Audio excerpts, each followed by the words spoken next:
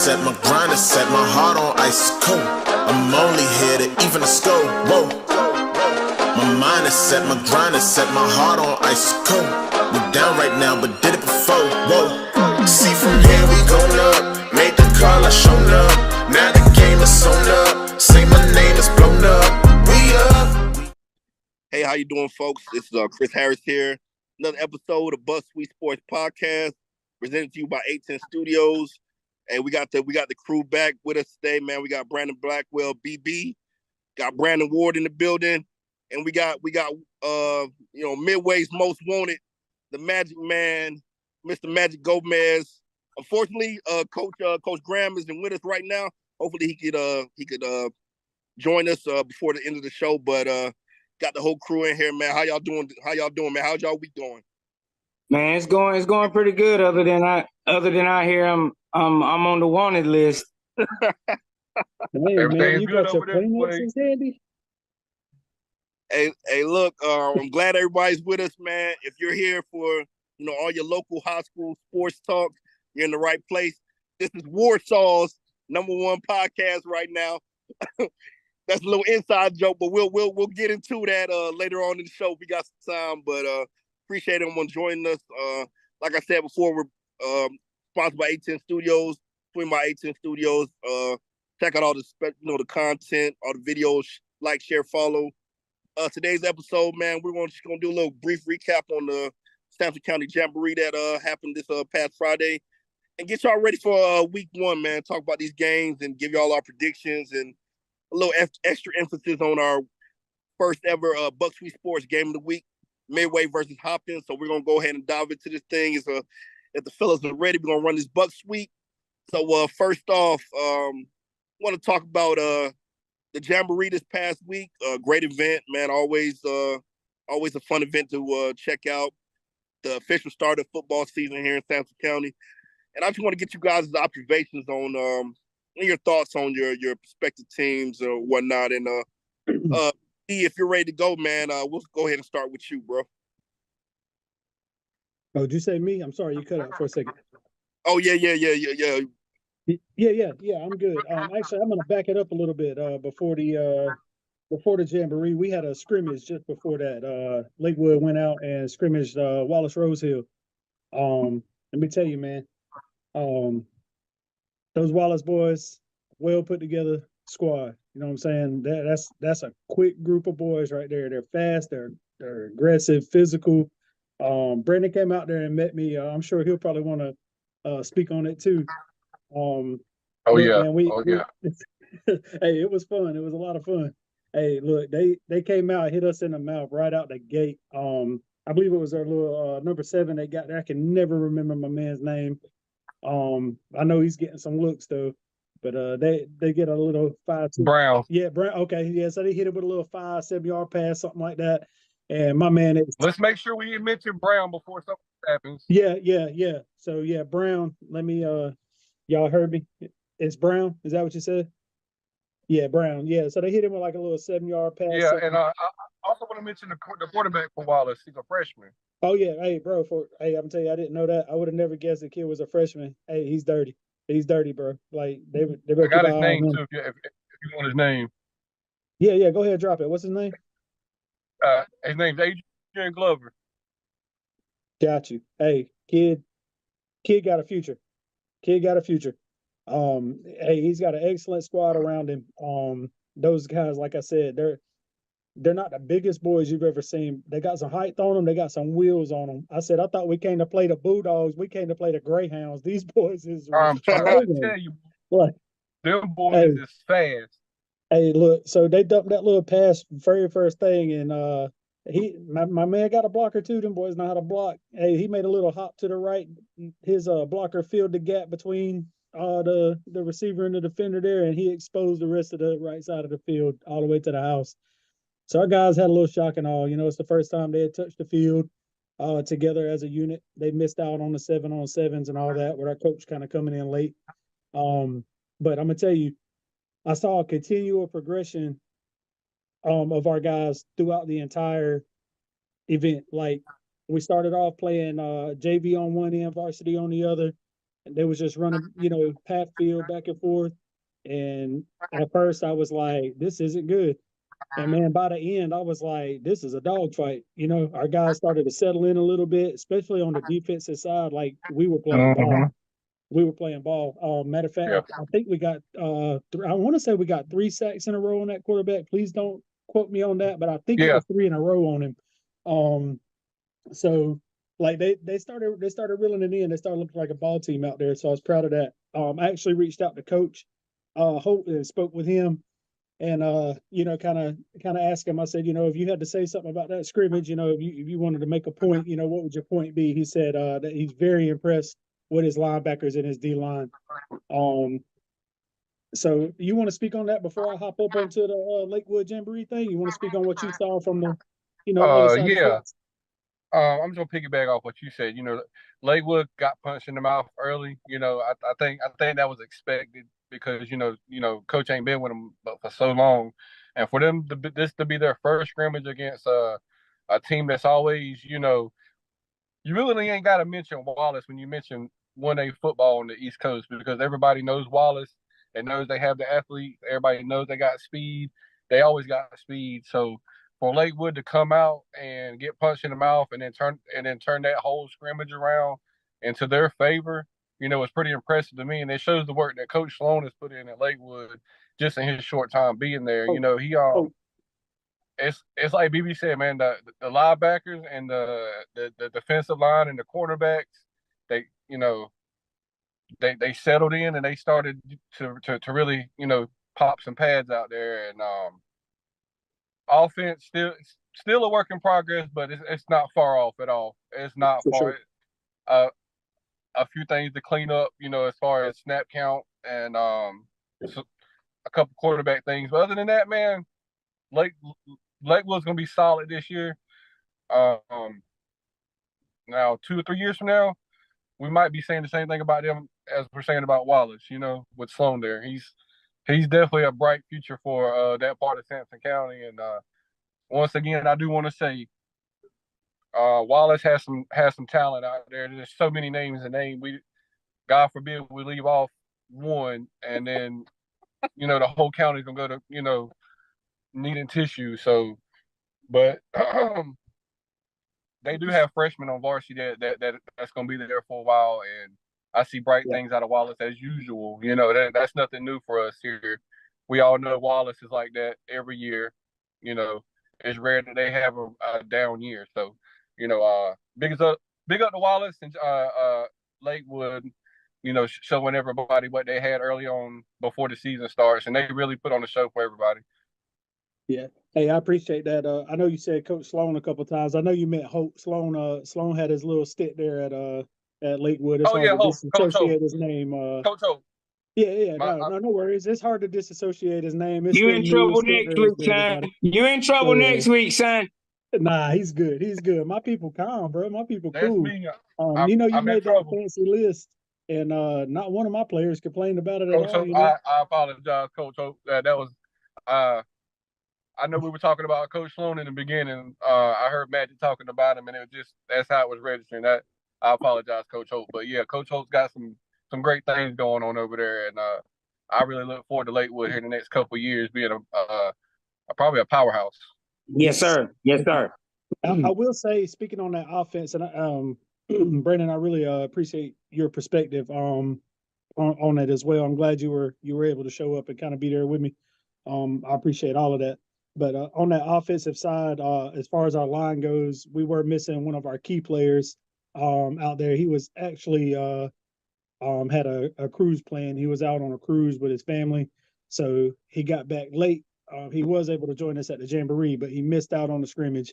So we hated that. So yeah, our offense was looking a little dim. That being said, we'll hop right up to Jamboree time. We'll go right on into that. And I will say I was super impressed with what I seen at the Jamboree out of Lakewood. Things could have been a lot better, but I'm gonna explain something to you. And I've kind of already had this little conversation with our people as well. When we interviewed Holt, he talked exactly about what he was going to use the Jamboree and the scrimmage going forward, and it was going to be test and tune.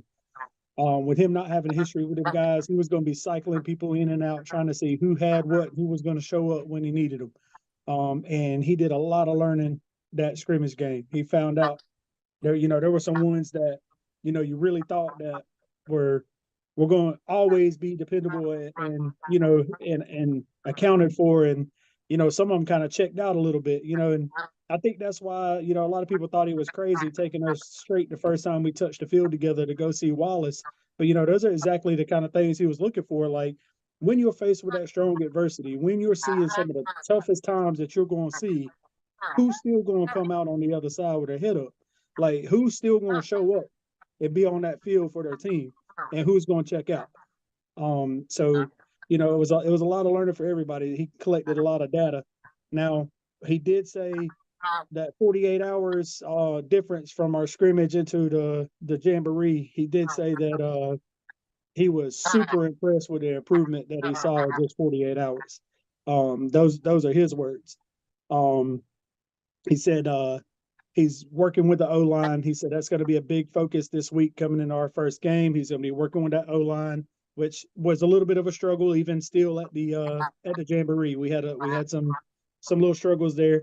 And he said, with his defense, a focus of his is going to be QB containment, which I think we've seen some of that at the jamboree. Like, we didn't execute that containment as well as we probably should have or could have. But also, they played a good game. We went out there, we faced Fairmont. Said it on a little video I shot for, my page for the Lakewood people, and kind of let them know, like, Fairmont may not be your top, 2A team, but they're definitely a good team. I saw a lot of athletes on that team. What did hurt my feelings were I saw a lot of athletes that were very good and showed some promise, but really kind of acted like they didn't want to be there. I feel like if that coach was to reel those guys in and get them focused on the game, I feel like that Fairmont could actually, do something this year. Because I saw something out of them. But again, we capitalized. Those guys executed, even still with coach rotating guys in and out, still testing, tuning. We were able to pull off a win at the jamboree. So I'm super proud of them. I'm anxious to see where we're going. So y'all know what coaches' focuses are next week, and there's also going to be a huge emphasis placed on special teams because we haven't seen no special teams action at all live. So and there's one thing that when you called me the other night and we were talking football and you were talking about how coach holding everybody accountable, can you tell Chris and the audience what you told me about some of the players that thought that they might have been going to the jamboree, might not have been going? So if you guys remember when we interviewed Holt, he spoke about the scrimmage and the jamboree, and you heard him. He was real adamant about taking, JV and varsity, everybody to those jamborees and to those scrimmages. Even though JV wasn't going to be able to play, he wanted everybody there to be able to witness. Well, after some of what he saw at the scrimmage game and some of them guys kind of checking out, he said, you know what? He said, we're going to do something a little bit different at the end of that practice. That Thursday night, he put everybody on a knee. He said, when I call your name, I want everybody to stand up, everyone, as I call your name. So he got everybody called up, and he said, all right, these are the guys that are going to the jamboree. The rest of it, I'll see you 3:10 Monday for practice. Man, there were some guys that started in that scrimmage that did not start at the jamboree. There was a lot of switching up done. There were some players that you might not have thought you would have saw out there in that starting lineup that were, and I think it's coach's way of letting them guys know that, and it's how it should be in football, but I think it's his way of letting them guys know that every day's tryouts. Like, you're gonna earn your spot every single day.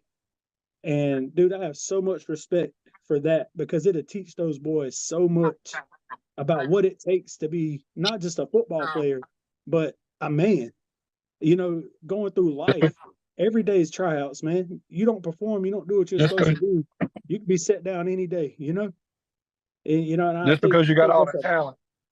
That's right, man. I think it's a valuable lesson. I think a lot of our players forget that they just think they're so talented that they're entitled to the next level, or they're entitled to play tomorrow or whatever. Like, you're not.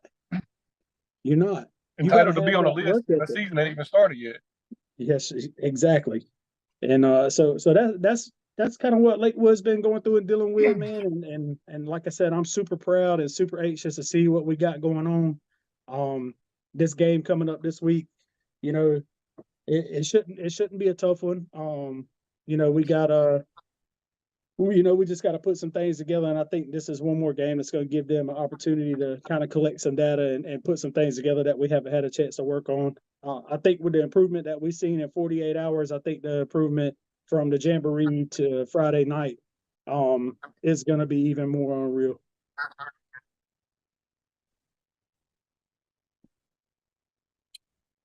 Yeah, all good stuff, man. Magic, bro. I mean, I don't know. Are y'all done with as Yes, far sir. as Lakewood? Okay, cool. Magic, man. If you got any observation from, Midway got the scrimmage twice. Observation from it. You want to talk as far as Midway Raiders go? As far as Midway, I didn't get to catch that first game against Camp Lejeune. I think Brandon had made it there for a little bit. Weren't you there for that game at Midway and Camp Lejeune, Brandon? Yeah, they were coming off as I was pulling up, man. Yeah, they were leaving the field as I was pulling in. Well, I know I talked to some of the fans there when I got there for the Midway side, and they said they didn't really see as much as we thought we would see from that Camp Lejeune quarterback. That we thought we would see him airing it out as far, you know what I'm saying? And it could have been just the speedy side of Midway. Midway has a lot of speedy guys this year. I mean, you think about it when you get on defense, there's a lot of speedy guys. I mean, you got Tank, you've got Jaden Stocks, you've got a bunch of those kids. Jacob Hollins won on that defensive side as well. But when I caught Midway, so I stayed there and I watched a couple of the other games. Of course, I caught the Clinton game with Overheels, and then of course Midway and Union. Let me tell you something. I've got to give a lot of credit to the Union side. I'm not gonna take anything away. I'm not gonna take anything away from them. I'm not gonna say something that doesn't need to be said. But that number one, and Brandon might know the number one. Yes, sir. Bias Camardi. Yes, sir. Hey, Tough, you hear me? Tough. Yes, I mean, Tough with a capital T. I mean, you got to think he's going against some pretty decent hitters there. I mean, they won't play in the varsity D. Midway wasn't playing the varsity D. I think they were playing more of the JV defense, and then you were getting all of their varsity offense when it turned for them to have possession. But they were still running a couple of the varsity guys on the JV defense. You had Jacob Holland there. So, I mean, you had guys that could deliver those hits that you wanted to see from the defense side and pick up on plays. But number one, man, the Cromartie kid, I'm telling you right now, if he stays at Union, Mr. and the coach there at Union, Mr. Marco, stays there with them and nobody tries to scoop him up, with an NIL deal or anything like that, he's gonna have a tough crowd of kids. I'm telling you right now, they have heart. Hey, and like I said, I'm just gonna call them the Union 300. You know what I'm saying? They ready to go to war anytime they hit the field. And then from the Midway side, of course, when you look at the offensive side of things, they ran, I think, Brandon, they ran like 4 running backs on that offensive side. Didn't 4 different guys get touches that night? I think the fullback got one, Tank got one, Nehemiah got one, and then the other kid got one. So you had like 4 different running backs. And when I say speed, you don't want to let Midway get to the outside. If they get to the outside, then it's a foot race. You know what I'm saying? Those guys are wheels for sure. That number 5 and 8 were a little more favored, but yeah, you did see some touches from some of them other guys on there. Now I don't know, or if you might know. Do you know if maybe they were giving some JV running backs some touches there? I think that's what I had heard that they might have been giving some JV guys touches here and there, because I know I'm going to call him Tua Tanner Williams. Tanner Williams he's a left-handed quarterback for Midway, flat-footed. Hey, he can hurl that thing. I'm gonna go ahead and tell you. Of course, he's a baseball player as well, but he can hurl that ball. But after the third touchdown, Sloan and them, they took him out. Just to keep him safe with the Hobbton and Midway game coming up, which is our game of the week. But those guys are looking really tough there. Like I said, I think Tank is really on a whole different level this year. As far as it being his senior year, he's going to be a guy that you're really going to have to put your eyes on, and your defense is going to have to zone in on him. But when you come to zone in on Tank, then you got Nehemiah Blue that's out there. It's a foot race. If he gets to the outside, it's a foot race. Not wrong there. And since you did speak on Union, and I was there to watch that game as well, I'm going to speak on Union before Brandon runs us off of here talk about them. Hey man, I will say what I saw out of Union was super impressive. Where I was talking about some of these teams that had some guys that were kind of checking out and uninterested in playing more than 10 yards off their place of lineup. You didn't see that out of Union. Like, those boys played the entire game, no matter what was coming. They played ball. They got some size issues. I know a lot of those guys are very young. Most of them freshmen. But I'm gonna tell you right now, if they stick together and they have each other's back like they did at the night of that jamboree this entire season and those seasons coming forward, we're gonna see Union start getting back in some bigger, healthier conversations. And I believe that. I do believe that.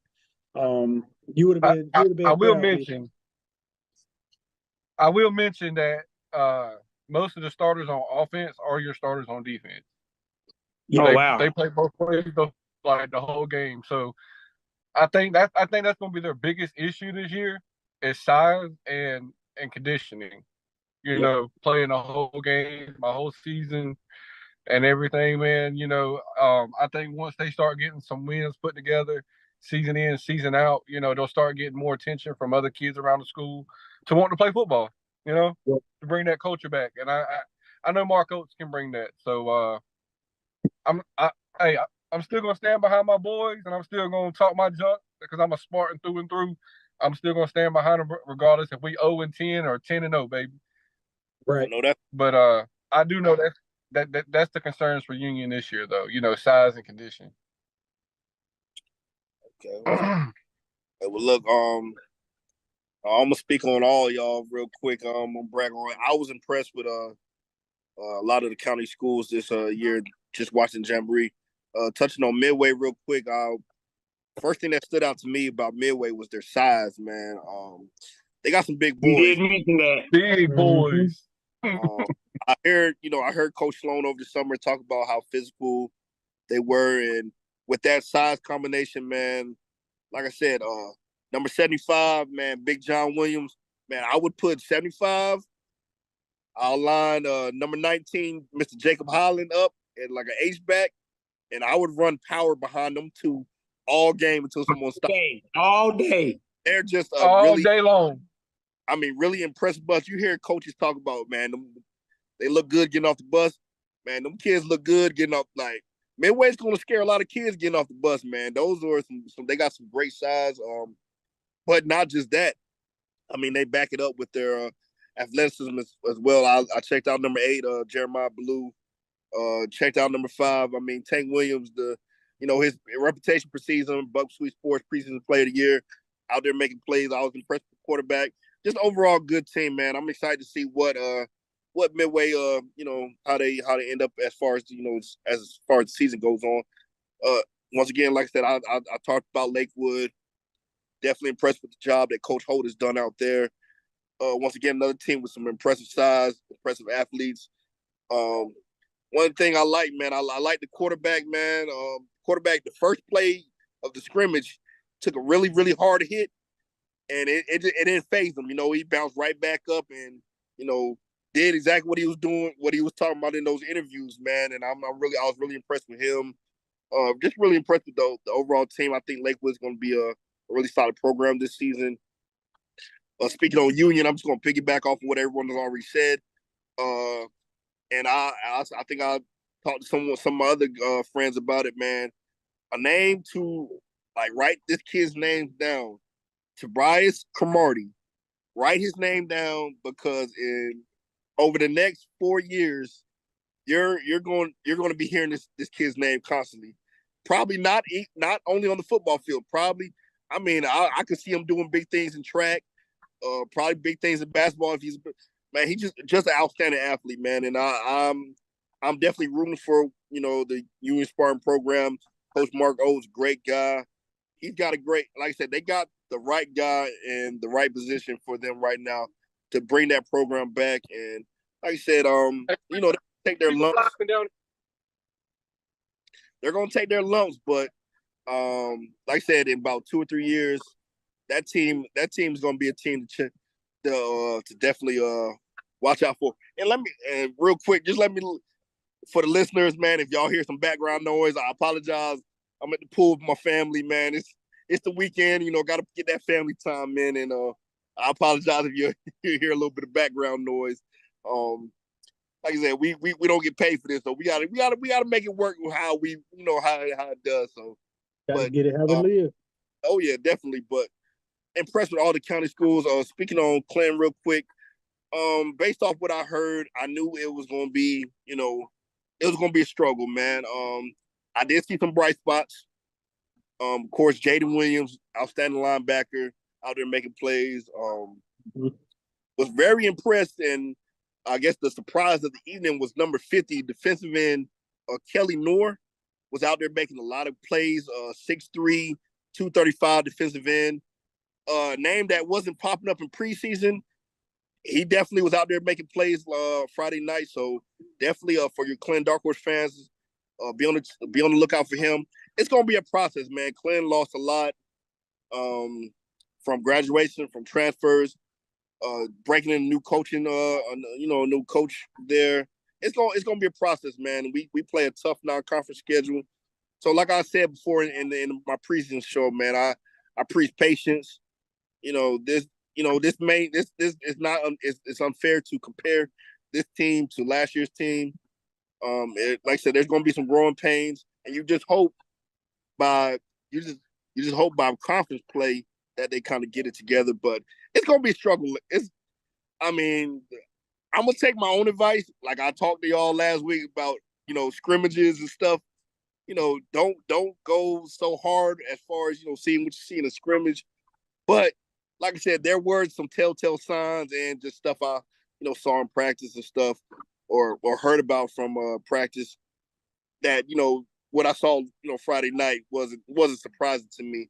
So it's gonna be a rough go for the Clinton Dark Horses early on, but like I say, just hope that team grows and matures, and hopefully by conference play can kind of put it together. But all good stuff, man. Like I said, Sampson County football definitely on the rise. For sure. Said the biggest, like I said, my biggest surprise of the night, man. I heard about Midway, heard about how physical they were, but I just didn't think they were that big, man. They got some big boys, man. So definitely looking forward to on camera. They look huge. Yeah, definitely checking. Definitely looking forward to checking them boys out, man. I believe that Midway Lake game in a couple weeks may be like the game of the year as far as Sampson County goes. That's gonna be. Oh, it's gonna be live. I feel like it's gonna be live and direct. It's gonna be a wild one. That's for sure. I do want to say something though. You spoke on that quarterback of ours, taking that hit and getting back up. That's our quarterback is Rylan Gabo. He's a senior this year. Let me tell you something. He is the most he loves defense. Like he loves the defensive side of the ball. He just happens to be a good quarterback. That kid, you can ask B. We were standing out there watching him play Wallace, and he threw to the left side of the field. He took some hits. Arm up. He took a hit. Boom, dead in the ribs. He left his feet. He got right up. He probably laid it, on the ground before he touched it again. Probably a good 3-4 yards back from where he would hit at. And he rolled around just a second, got back up, rubbed his ribs, lined back up for the next snap. They pulled him off. They pulled him off when it was our time to give up the ball. He came over. You know what I'm saying? Coach pulled him up, check his ribs out. He throw the ice pack on it till it was time to go back in. When it was time to go back in, I think they let the backup quarterback run like 1 or 2 plays. They brought him out, stuck him right back in there, and the very first thing he does is gets caught up, puts his head down, and runs straight in the 2 defenders head first, no care in the world. He probably had time to hop out and go around them, but he's going to choose contact every time. Like every play, if he has the opportunity, that kid's going to choose violence. I promise.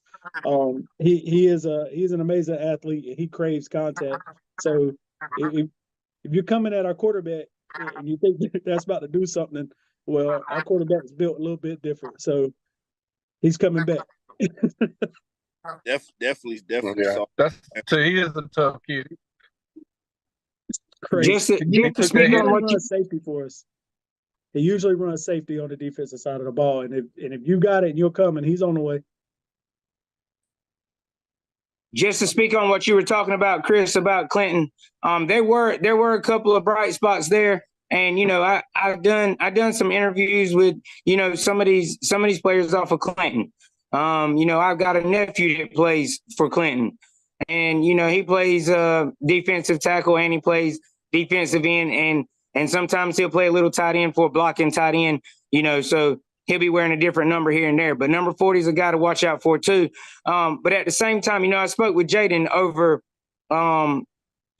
before the season got started or whatnot, and he said, "Hey, it's a rebuild year. I'm not looking to, hoist up a championship on a rebuild year." He said, but at the same time, he said, "You never know. We could surprise you. We could come out 1 week and lose a couple games, 1 or 2 games, and then we're just in there terrorizing everybody next time." You know what I'm saying? And of course they didn't have Jonah Boone playing at the jamboree neither. He wasn't playing there neither. So they were missing a couple of guys. The only other thing I can say as far as when I watched the jamboree is, their quarterback is a little bit undersized, so he's having to do a lot of rolling out to find his receivers because, of course, when he hikes the ball, your centers are taller than him. A lot of his guards are taller than him. So he's got to roll out and find those situations. But at the same time, he's a tough kid. Me and Brandon seen him take off for a couple of yards and get some yards. Mm-hmm. Like he's not afraid of that contact either. And so we don't want to leave out Hobbton, because they right around my end and we play on Friday. I heard that, that Aguilar kid's going to be a kid that Midway's got to watch out for. And that's just something I'm going to put right there for all my Raider fans and those rowdy Raiders over on that side. You know what I'm saying? That Aguilar kid, of course, I think he had a 1,000-yard season last year. I want to say 15 touchdowns. Yeah. And a couple of his guys say, "Hey, you don't never see this man frown or nothing. He just lifts his helmet up. He's smiling all the time." So if you got a running back that's smiling all the time, that means, hey, he's not worried about no plus or minus. He's just worried about getting that 7 for that team. That's it, or that 6, whichever one you wanted to do. Yes, sir. Hey, just to kind of piggyback off what you said as far as Clinton goes, yeah, definitely a shout out to Tyler Patrick, sophomore quarterback for Clinton. Jamboree has some weird rules sometimes, as far as quarterback contact. And there were a couple of plays where he, took off and in a real game probably would have got the first down, but of course, the touch rule as far as quarterbacks concerned, they don't want nobody to get hurt, which is understandable. But yeah, definitely looking forward to seeing stuff that he does. Like I said, it's going to be a process as far as Clinton goes. And like I said, there were some bright spots, man. Of course, everyone wants to focus on negative, but I definitely saw some bright spots. Like I said, it's unfair to most people are going to compare it to what happened last year. Yeah, and it's just with you losing that many seniors and this many different players and stuff, that's unfair. So like I said, we're hoping that, you know, like I said, by the time conference play rolls around, a lot of younger kids, you know, grow up and a little bit more confidence and a little bit more experience, and hopefully, you know, we just want to, go, go into conference on a bright note, and hopefully, try to build on that. But like I said, it'll be crazy. Like, if honestly, if you're a Clinton fan, taper your expectations. You know, if you're sitting up here predicting the state championship, you're a Dallas Cowboy fan, man. Calm that mess down, man. Like, look, you got to be real. Yeah, taper your expectations, man. Like I said, I feel like we got some bright spots. I like Johnny. I like Coach Boykin. Coach Boykin, everything I've heard about him, great guy, great coach. We'll get it together, man. But like I said, it's not going to be pretty at first. So just be ready for that. As far as Hobbton goes, yeah, I'm sorry that I did omit Hobbton. I was impressed. That offense just keeps on keeping on, Getting man. better. Coach Silas is one of the best when it comes to that air raid. Definitely saw a lot of promise out of their quarterback. And one thing that I talked about on the preseason show, as far as how it goes, the defense looked a lot more aggressive. A name to watch out for, Malachi Clegg, defensive end, was out there. I mean, laying the wood. Definitely a kid to watch out for. So yeah, I like what I saw out of Hobbton. Like I said, I found bright spots out of all the county teams, man. And I feel like it's going to be a really great football season as far as Sampson County football goes. But yeah, I ain't really got too much else to speak on as far as that goes. Before we move on, anybody else got anything else they want to add as far as jamboree concerns, as far as teams?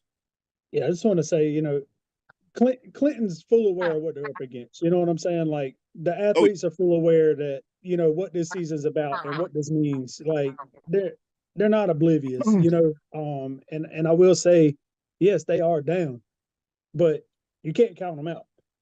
Like, no.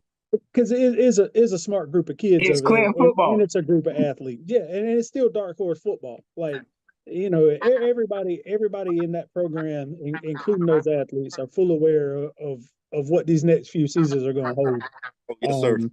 But I just hope, for the sake of the athletes over there, and the coaches too, that everybody, remains behind that program and keeps pushing that program to be what it was, because it can be. It definitely can be. You have the talent there to do it. So, yes, sir. And that's all I want to say, man, is, I just have the utmost hope and expectations for the future of the program. And I think everybody needs to remain behind that football program and help push it. Yeah, definitely. Anybody else got anything jamboree wise as far as our county schools are concerned? We good? All right, we're gonna hit the rapid fire, man. We're gonna go through these 9 games quick. Get everybody's picks. Like I said, we're doing this little friendly contest, man. See who predicts the most gets the most right. So we'll go ahead and start off man, our first game. Let me pull up the list here. Clinton versus Northside. I can give you a little brief tidbit on Clinton versus Northside, man. We got a lot of history of Northside.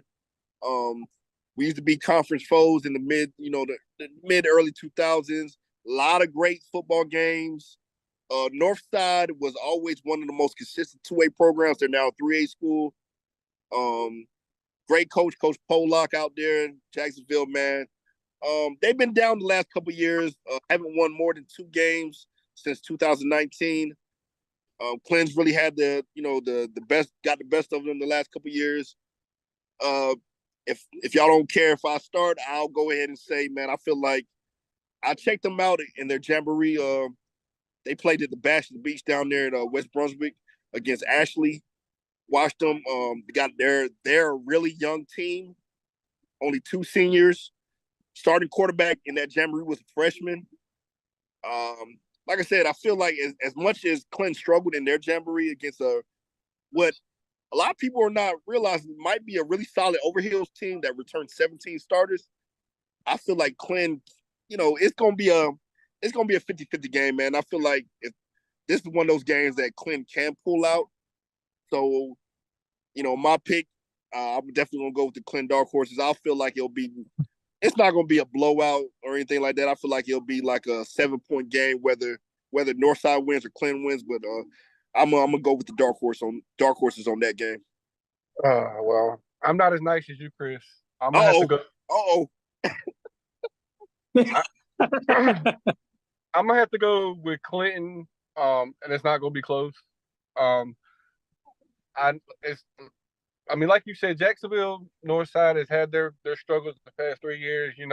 They're a very young team, and I kind of compare them to like Union.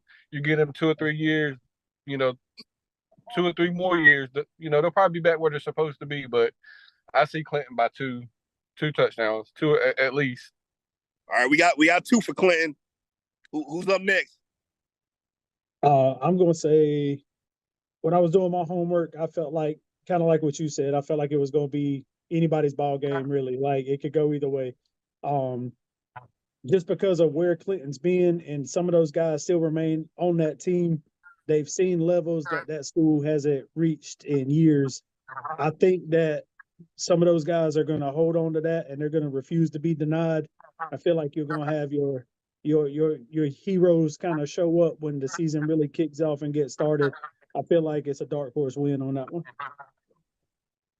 All right, Magic, you up, bro? Hey, look, I guess it's a buck sweep all the way around, because I'm gonna say them dark horses. I'm gonna say them dark horses is gonna take it, but I'm gonna tell you, I don't. If Jonah Boone's back, he put some points on the board. He put some points on the board for Clinton. But I feel like Jaden Williams is that guy you got to watch. So I feel like that defense wins the game for Clinton. Just because Jaden's one of them guys that would give his arm to win a game. So I'm gonna say Clinton with the win, and the defense is the one. They say defense wins games, so I'm gonna say, that defense has got it. They're rolling through there. All right, so everyone is going with the dark horses. Okay, I like that. Our next game, Union Spartans at the American Leadership Academy of Johnston. From what I read about that school that's only been playing football for about 3 years now. 3 years. Yeah, 3 years now. A school that I feel like I said, I feel like this is the perfect game for a young Union Spartan team, and I got to go with the home team, man. I'm gonna be a homer, and I'm gonna go with Coach Oates and Union Spartans to come out with the victory in that one. Brandon has to go last because that's his team. Oh, I also went with Union on that one. I feel like it's gonna come down, to who has the most fight in them. And I've already seen what Union has. Unfortunately, I haven't got to look at this other school, but I also know what kind of coach we have over there at Union. I know a little bit about his background, and I feel like if it comes down to who's got the fight and who's got the coach, I feel like Union's pulling this. Yeah, hey, look, I done told y'all since I watched the jamboree, and yes, I know y'all gonna say, man, it's just the jamboree.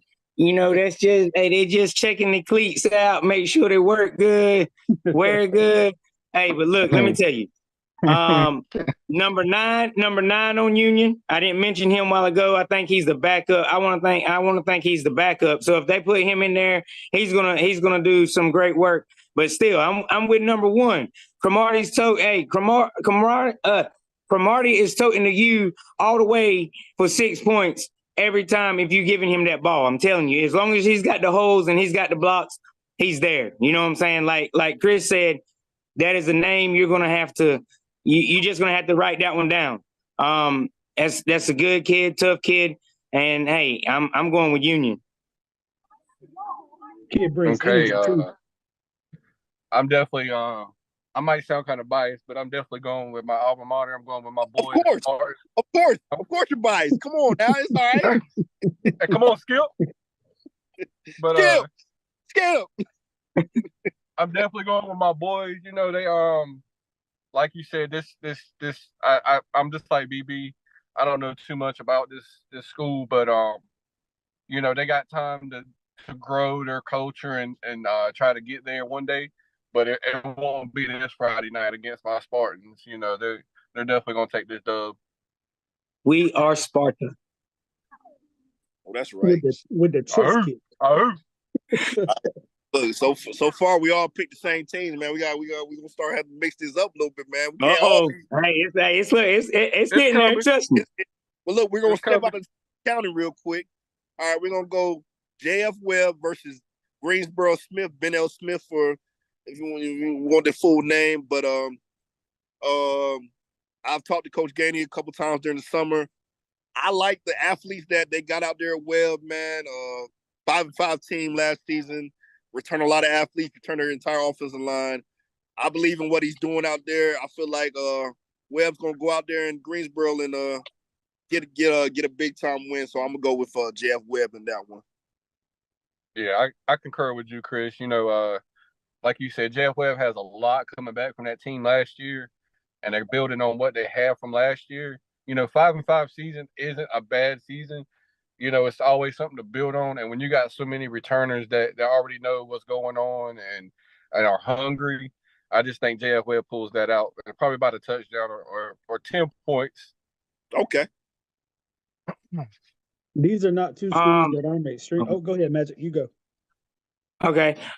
Hey, I'm neck and neck with you guys. We ain't got down to the middle of the gauntlet yet where we're gonna switch these things up. So hey, you know, I'm pulling for JF Webb there because I know Mr. Brandon Simmons and I know what he's got in his bag, and then I hear they got some different coaching staff out there as far as DBs and some different things like that. So there's always surprises in every football game, but as of right now, I'm JF Webb and all the way. Okay. All right. So I guess I'll be the oddball out. I'm not super familiar with these two schools. Different, man. We can't all pick the same team. Right. I'm mad. Look, hey, you got your tissues with you. It's fine. So, I had some notes written down. My notebook is actually in the car. So if I was getting paid, y'all could fire me. But I wrote down some reasons why, and I might have to put some text on the video or something when it comes out. Put a comment in there. But for whatever reason, I wrote down Smith on this one. Okay. Hey, look, I'm glad somebody went different, man. Moving on, rapid fire. We got to move this thing on. Marlboro County, our only South Carolina school, taking on Lake Marion. I'm not gonna lie, I'm still learning about South Carolina as far as press football goes and who the heavy hitters are down there. But I know Corey Johnson, I know Ryan Hunt, I know Dennis McFadden, I know the athletes they got down there. I know what they're bringing to the table, and I can't. Like I said, you're talking about a team that was 3-7 last year, and based off preseason polls, they're ranked in the top 10. That's the Corey Johnson effect. That's what they got going on down there. The change down there in Marlboro County, and I can't pick against them, man. So I'm rolling with Marlboro County in that one. Hey, I'm right there with you. When you let a man go after taking the team to the state, you know what I mean? Hey, look, don't get me started on that. Don't get me started. But when you take a team to state and you just let a man go and he's a young coach and he's hungry and he knows how to coach kids in football and in life, he's going to be successful no matter where he goes. I'm Marlboro County. Yes, sir. Hey,